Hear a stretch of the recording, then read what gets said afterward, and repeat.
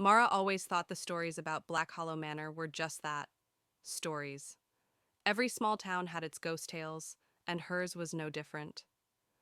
But when the manor came up for sale for a fraction of its worth, Mara, an aspiring photographer with a love for eerie architecture, couldn't resist. She moved in on a gray October morning. The house stood at the edge of the woods, 3 stories tall, its windows staring blankly into the trees like watching eyes.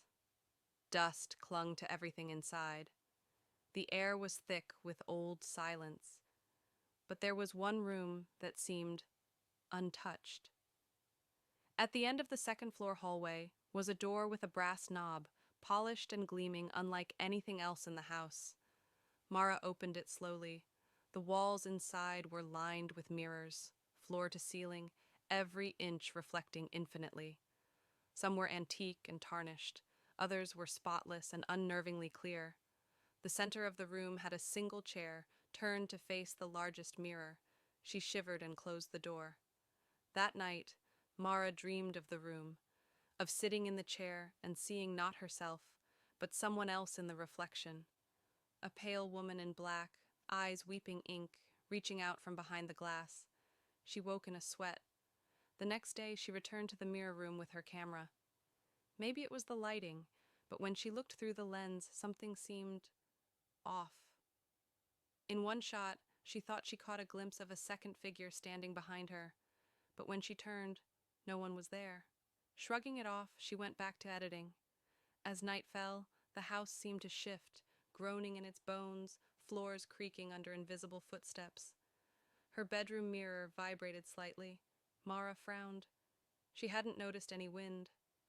At 3:13 a.m., she woke again, not from a dream, but a sound, tapping, repetitive, software, coming from the mirror room. Despite every instinct screaming, "Don't," she grabbed her flashlight and crept down the hallway.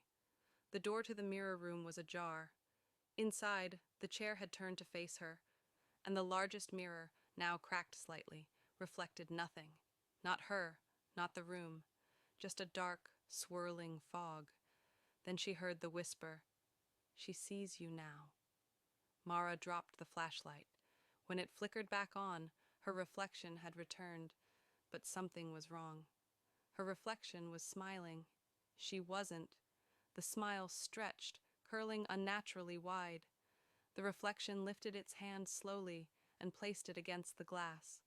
Mara, frozen in fear, watched as a handprint appeared from the inside of the mirror. Then another, and another. The glass began to bulge outward. She ran. For the rest of the night, she locked herself in her room. Every mirror was covered. Every shadow seemed to move. When dawn came, she packed a bag and drove to town. But when she showed someone the photo, the one she took in the mirror room, there were 3 figures in it, and all of them had her face. Weeks passed. Mara put the house up for sale and moved into a small apartment. But the mirrors, they weren't done with her. No matter where she went, she'd catch glimpses of things that didn't belong. Her reflection would blink out of sync, smile when she didn't. Once she watched it turn and walk away while she stood still. One night she came home to find all her mirrors uncovered, even the ones she had thrown away. And in every single one of them, she wasn't alone. There were others, hundreds of versions of her, all staring, all smiling. She smashed them all. But it didn't help. Because now, even in windows, puddles, or her phone screen, she saw her reflection waving, but it never waved back.